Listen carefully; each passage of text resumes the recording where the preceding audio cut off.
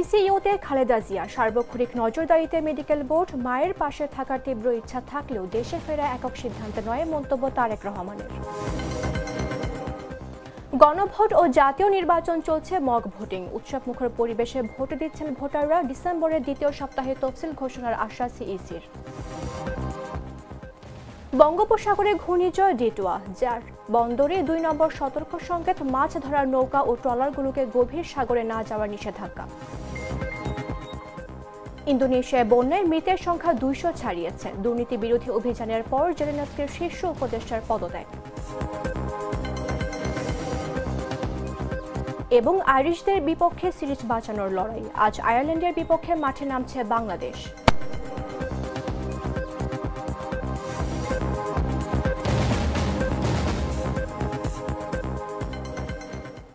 আমন্ত্রণ দুপুর ১টা নিউজে। আপনাদের সাথে রয়েছে আমি মামদুহা রাইসা।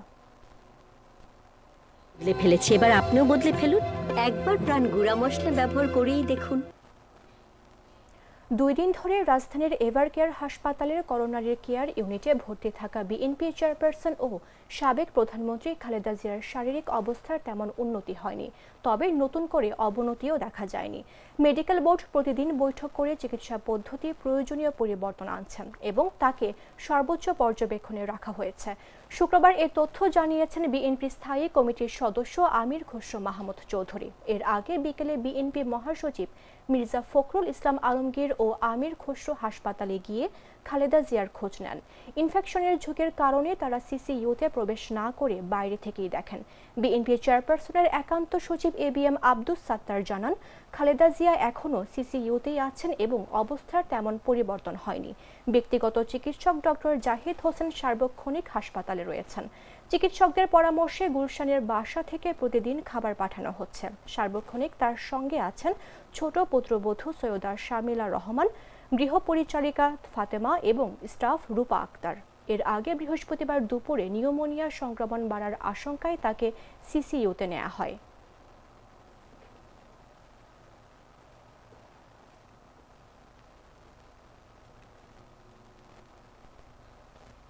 খালেদা জিয়ার শারীরিক অবস্থার সবশেষ তথ্য জানাতে এই মুহূর্তে রাজধানীর এভারকেয়ার হাসপাতালের সামনে আছেন সহকর্মী সিফাত আল ফাহিম।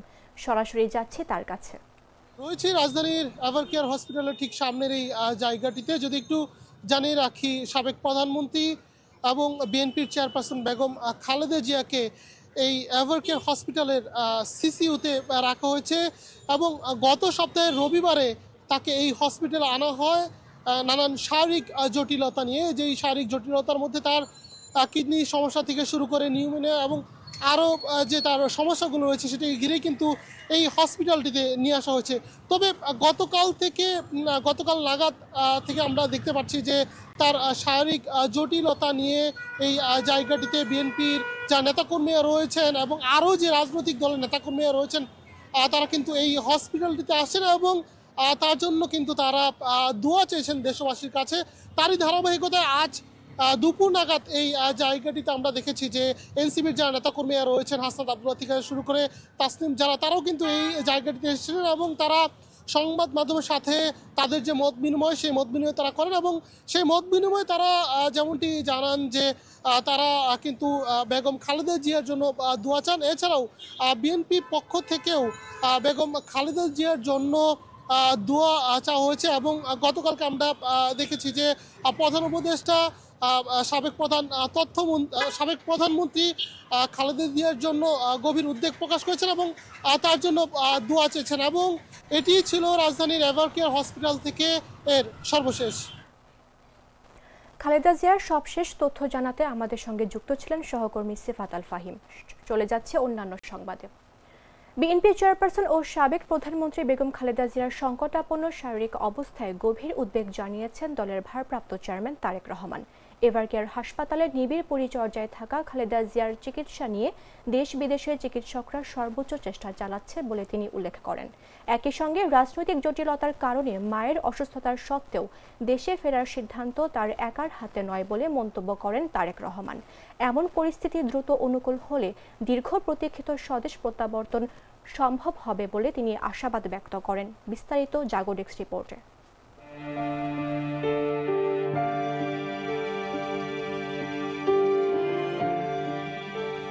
বিএনপি চেয়ারপারসন ও সাবেক প্রধানমন্ত্রী বেগম খালেদা জিয়ার অবস্থা অত্যন্ত সংকটাপন্ন। তিনি বর্তমানে এভারকেয়ার হাসপাতালে চিকিৎসাধীন। তার গুরুতর অসুস্থতার সর্বশেষ অবস্থা জানিয়ে দেশে ফেরার ব্যাপারে আশাবাদ ব্যক্ত করেছেন দলটির ভারপ্রাপ্ত চেয়ারম্যান তারেক রহমান। শনিবার তারেক রহমান তার ভেরিফাইড ফেসবুক পেজে এক স্ট্যাটাসে বলেন, বাংলাদেশের সাবেক প্রধানমন্ত্রী দেশনেত্রী বেগম খালেদা জিয়া গুরুতর অসুস্থ ও সংকটাপন্ন অবস্থায় হাসপাতালের নিবিড় পরিচর্যায় রয়েছেন।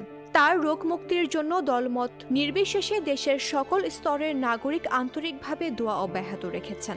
মাননীয় প্রধান উপদেষ্টা তার রোগ মুক্তির জন্য দোয়ার সাথে সাথে চিকিৎসার সর্বত সহায়তার প্রতিশ্রুতি ব্যক্ত করেছেন।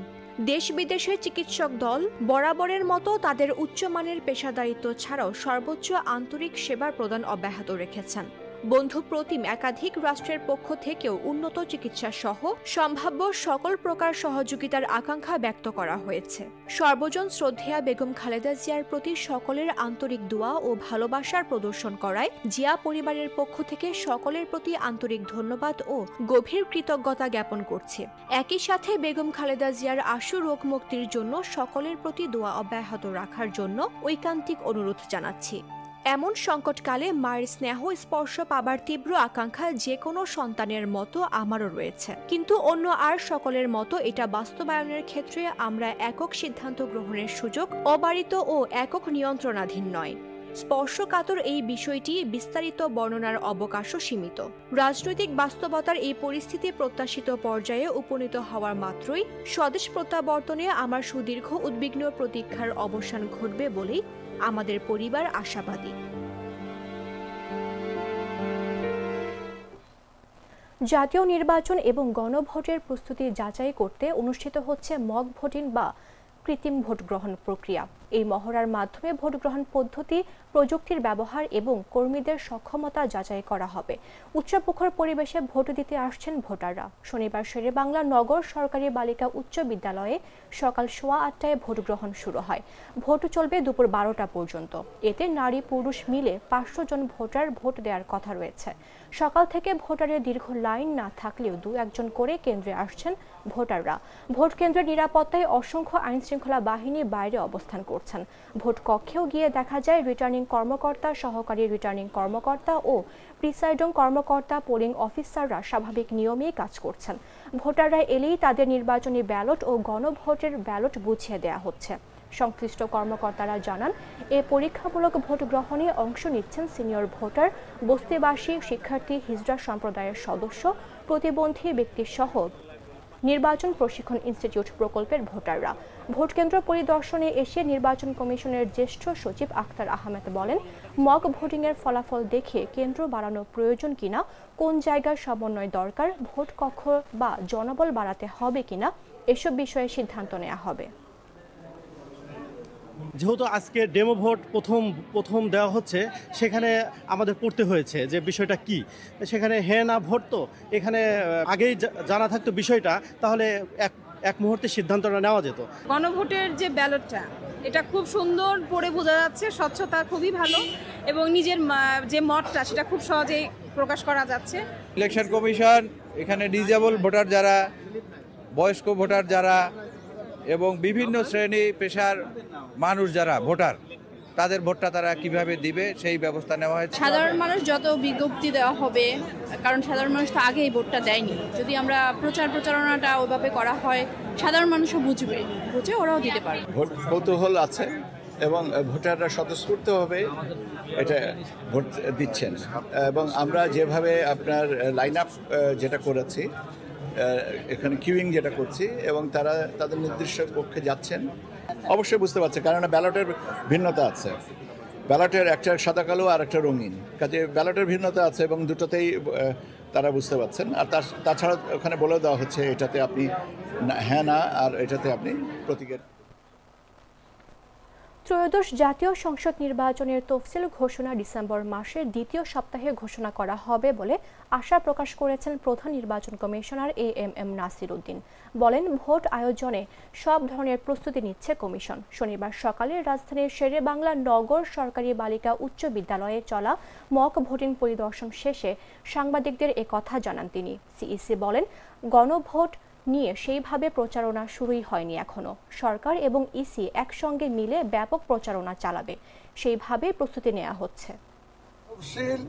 হোপফুলি আমরা যেটা আশা করছি দ্বিতীয় সপ্তাহে হবে ডিসেম্বরের, হোপফুলি ডেটগুলো আপনারা তখন জানতে পারবেন, তফসিল হলে জানতে পারবেন, এবং hopefully it will be in the second week of. এখানে অপশন শুধু হ্যাঁ আর না, this is a political decision. এগুলো রাজনৈতিক দলগুলো আলাপ আলোচনা করে তারা সিদ্ধান্তে এসছে, সরকার আইনটা করেছে। আমরা আইন অনুযায়ী হ্যাঁ বা না, আমরা আইন অনুযায়ী ব্যবস্থা নিচ্ছি। এখানে কোনো ওই ইন্ডিভিজুয়ালি এক প্রশ্নের উত্তর হ্যাঁ, এক প্রশ্নের উত্তর না, এটার স্কোপ নাই। ওই 4টা প্রশ্নের bundle, it's a bundle of 4 questions, এবং সেটাতে either you have to say yes or you have to say no. সেটা আমরা আইন অনুযায়ী যেটা আছে সেটা আমরা ব্যবস্থা করব। নাটা জেলি আর পানীয়র এক অসম কম্বিনেশন, ড্রিঙ্কো চাবান পানীয়। বাংলাদেশ জামায়াতে ইসলামীর নায়েবে আমির হচ্ছেন দলটির কেন্দ্রীয় নির্বাহী পরিষদ সদস্য এটিএম আজহারুল ইসলাম। দলটির নীতি নির্ধারণী পর্যায়ের একাধিক নেতা জানান, মগবাজারে দলের কেন্দ্রীয় কার্যালয়ে শনিবার সকালে কেন্দ্রীয় মজলিসে শুরার অধিবেশনে জামায়াত আমির ডক্টর শফিকুর রহমান 2026-28 মেয়াদে নায়েবে আমির হিসেবে দায়িত্ব পালনের জন্য এটিএম আজহারুল ইসলামের নাম প্রস্তাব করেছেন। নেতারা আরও বলেন, দলের অভ্যন্তরীণ নির্বাচন কমিটির কার্যক্রম অনুযায়ী যে কোনো সময়ে নায়েবে আমির হিসেবে শপথ গ্রহণ করবেন এটিএম আজহারুল ইসলাম। 2014 সালের 30 ডিসেম্বর আন্তর্জাতিক অপরাধ ট্রাইব্যুনালে 71-এর মুক্তিযুদ্ধকালে রংপুরে সংঘটিত গণহত্যা, অপহরণ, ধর্ষণ, নির্যাতন সহ মোট 6টি মানবতা বিরোধী অপরাধে এটিএম আজহারকে মৃত্যুদণ্ড ও বিভিন্ন মেয়াদে কারাদণ্ড দেয়া হয়। প্রায় 13 বছর কারাবন্দী থাকার পর গেল 28 মে কারামুক্ত হন আজহারুল ইসলাম। কারামুক্ত হওয়ার পর তাকে নির্বাহী পরিষদের সদস্য নির্বাচিত করে জামায়াত।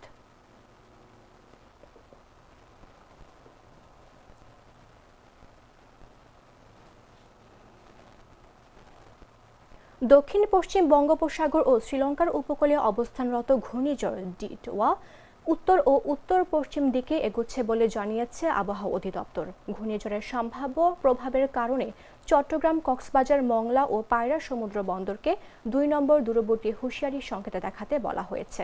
একই সঙ্গে গভীর সাগরে যেতে নিষেধ করা হয়েছে মাছ ধরার নৌকা ও ট্রলারগুলোকে।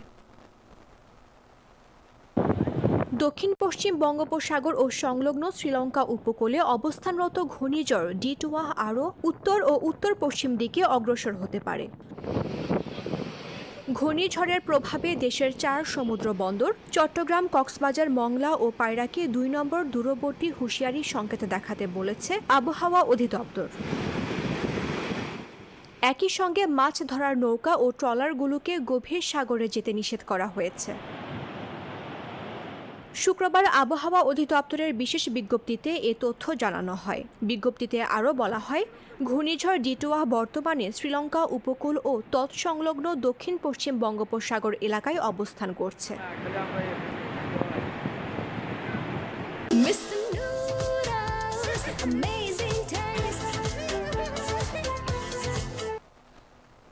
জানাবো আন্তর্জাতিক সংবাদ।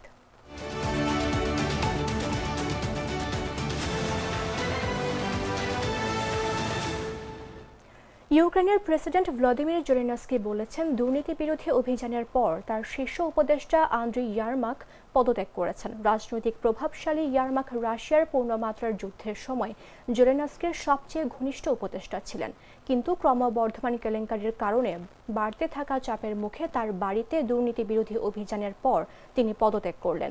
জেলেনস্কি সম্প্রতি তাকে গুরুত্বপূর্ণ আলোচনার নেতৃত্ব দেওয়ার জন্য নিযুক্ত করেছিলেন, যেখানে মার্কিন president Donald Trump Russia Ukraine যুদ্ধের অবসান ঘটাতে নতুন অভিযানের নেতৃত্ব দিচ্ছেন।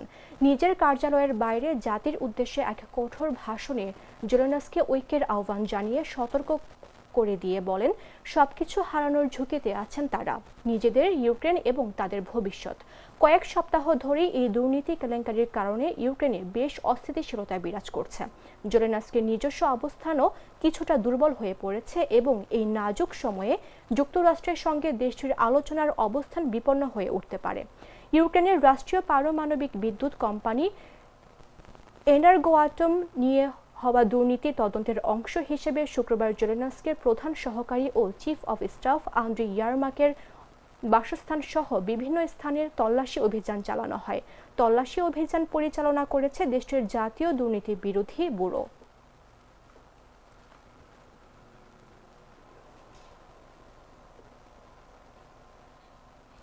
ইন্দোনেশিয়ায় বন্যায় মৃতের সংখ্যা 200 ছাড়িয়ে গেছে। দুর্যোগ ব্যবস্থা কর্তৃপক্ষের পরিসংখ্যান অনুসারে দেশটিতে বন্যা ও ভূমিধসে 200 জনেরও বেশি মানুষ প্রাণ হারিয়েছে। পশ্চিম সুমাত্রার আঞ্চলিক দুর্যোগ প্রশমন সংস্থার মুখপাত্র ইলহাম ওয়াহাব শুক্রবার রাতে বলেন, এখন পর্যন্ত 61 জনের মৃত্যু রেকর্ড করা হয়েছে এবং 90 জনের সন্ধান চলছে। সংস্থাটির প্রকাশিত পরিসংখ্যান অনুসারে উত্তর সুমাত্রায় আরও 116 জন মারা গেছেন, যেখানে আচেহ প্রদেশের মৃতের সংখ্যা কমপক্ষে 35 জন। ইন্দোনেশিয়া ছাড়াও প্রতিবেশী মালয়েশিয়া ও থাইল্যান্ডেও টানা ভারী বৃষ্টিতে সাম্প্রতিক সময়ে বহু মানুষের মৃত্যু হয়েছে। ইন্দোনেশিয়ায় জুন থেকে সেপ্টেম্বর পর্যন্ত চলে বর্ষাকাল, আর এ সময় ভূমিধস, আকস্মিক বন্যা ও পানিবাহিত রোগের ঝুঁকি বেশি থাকে। কয়েকদিনের মধ্যে সৃষ্ট একটি শক্তিশালী মৌসুমী ঝড় এই পরিস্থিতিকে আরও খারাপ করেছে।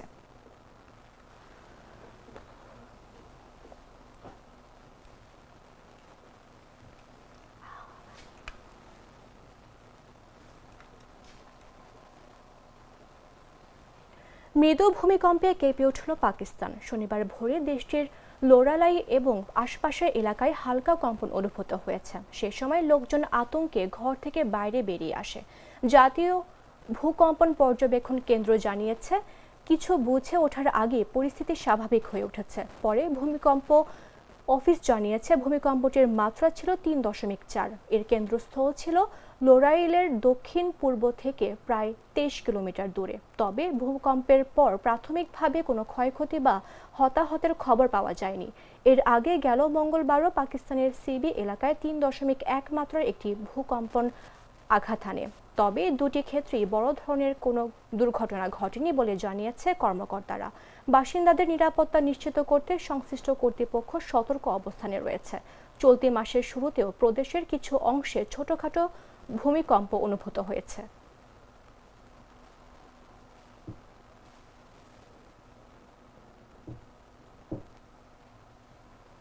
সংবাদ শেষ করব খেলার খবর জানিয়ে।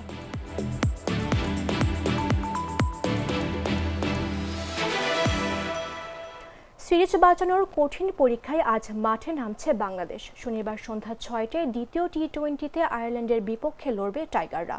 প্রথম ম্যাচে হারের পর যেখানে বাংলাদেশ দল পুরোপুরি বিশ্রামে ছিল, সেখানে আয়ারল্যান্ড কোনো আনুষ্ঠানিক ছুটি নেয়নি। শুক্রবার দুপুর থেকেই তারা ঐচ্ছিক অনুশীলনে ব্যস্ত ছিল। তবে প্রথম টি-20-র মূল একাদশে থাকা খেলোয়াড়রা অনুশীলনে অংশ নেননি। অন্যদিকে টাইগাররা হারের পরও পুরো দিন বিশ্রামেই কাটিয়েছে। সিরিজের দ্বিতীয় ম্যাচও অনুষ্ঠিত হবে ব্যাটিং বান্ধব উইকেটে। শোনা যাচ্ছে আজকের ম্যাচে বাংলাদেশের একাদশে পরিবর্তন আসতে পারে। একজন ব্যাটার ও একজন বোলারকে বদলানোর সম্ভাবনা বেশি। প্রথম টি-20তে 39 রানের জয়ে 3 ম্যাচ সিরিজে 1-0 ব্যবধানে এগিয়ে আছে স্বাগতিক আয়ারল্যান্ড। সিরিজে টিকে থাকতে আজ বাংলাদেশের সামনে লক্ষ্য একটাই, জয়।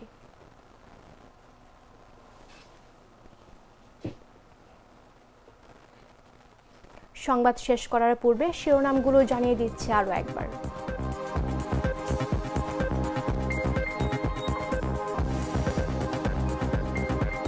সিসিইউতে খালেদা জিয়া, সার্বক্ষণিক নজরদারিতে মেডিকেল বোর্ড, মায়ের পাশে থাকার তীব্র ইচ্ছা থাকলেও দেশে ফেরা একক সিদ্ধান্তে নয়, মন্তব্য তারেক রহমানের। গণভোট ও জাতীয় নির্বাচন নিয়ে চলছে মক ভোটিং। উৎসবমুখর পরিবেশে ভোট দিচ্ছেন ভোটাররা। ডিসেম্বরের দ্বিতীয় সপ্তাহে তফসিল ঘোষণার আশা সিইসির। বঙ্গোপসাগরে ঘূর্ণিঝড় ডিটোয়া, 4 বন্দরে 2 নম্বর সংকেত, মাছ ধরার নৌকা ও ট্রলারগুলোকে গভীর সাগরে না যাওয়ার নিষেধাজ্ঞা। ইন্দোনেশিয়ায় বন্যার মৃতের সংখ্যা 200 ছাড়িয়েছে। দুর্নীতি বিরোধী অভিযানের পর জেলেনস্কির শীর্ষ উপদেষ্টার পদত্যাগ। এবং আইরিশদের বিপক্ষে সিরিজ বাঁচানোর লড়াই, আজ আয়ারল্যান্ডের বিপক্ষে মাঠে নামছে বাংলাদেশ।